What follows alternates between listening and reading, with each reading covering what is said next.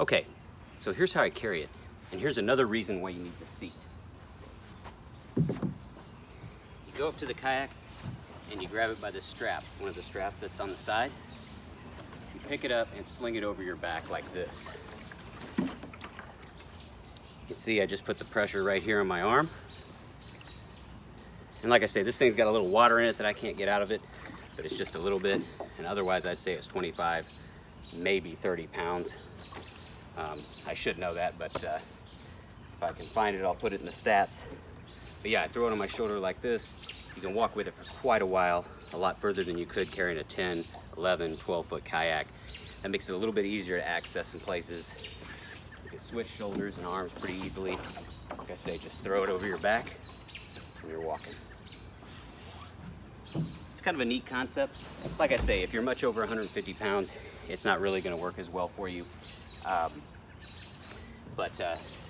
Just kind of a neat kayak to have around. And like I say, it's always good for the kids, but you can see I can pick it up relatively easy here.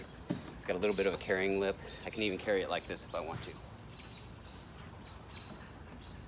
If you're just at the lake, hanging out, keep a couple on the dock or have something easy to take with you, give you some river access. These are great little kayaks. It's 6 feet long.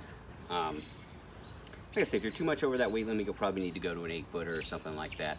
But I swamped it out a little bit. I was a little too heavy for it, but it was still a good time. You're just gonna get wet from it. I mean, you're just not gonna be able to, it's definitely a summer kayak, but love it. The Pelican Solo, check them out. See you guys.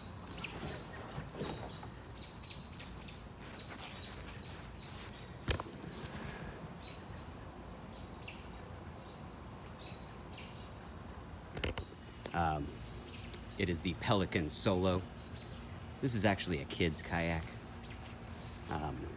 The weight limit on it is about 140 pounds. I was on it all the way up to almost 160. At that point, you do swamp it out. You kind of sink it. You're in the water a little bit.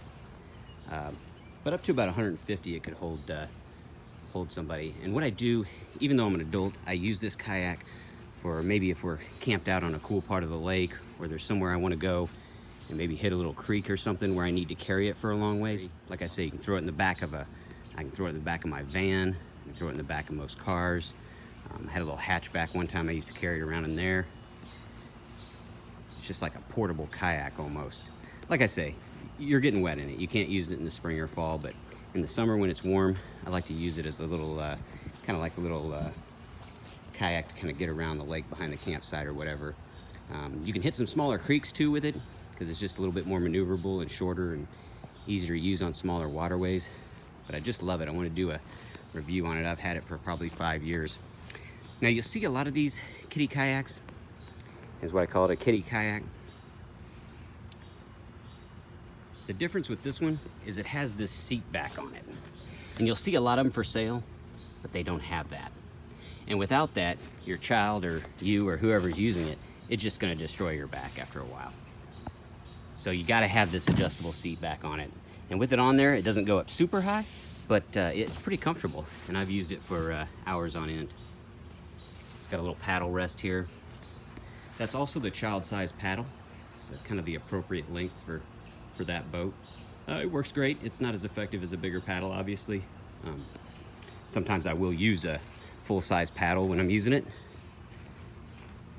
Like I say, especially if you're pushing the weight limit, it's not the most stable kayak in the world. But especially for the kids, they'll definitely have fun with it. It comes with this flag in case you're, if you're on a motorized lake, you want to have that. But I usually don't use that on there. It does remove. But like I say, a neat little kayak. It allows you to go places where you might not be able to go with a 10 or 12 footer. It's certainly a lot easier to carry. Pretty inexpensive. It's the kind of thing too where you can buy a couple of them, throw them in the truck or throw them on the top of the camper or whatever. Got a nice inexpensive way to kind of do some exploring and get out there easily.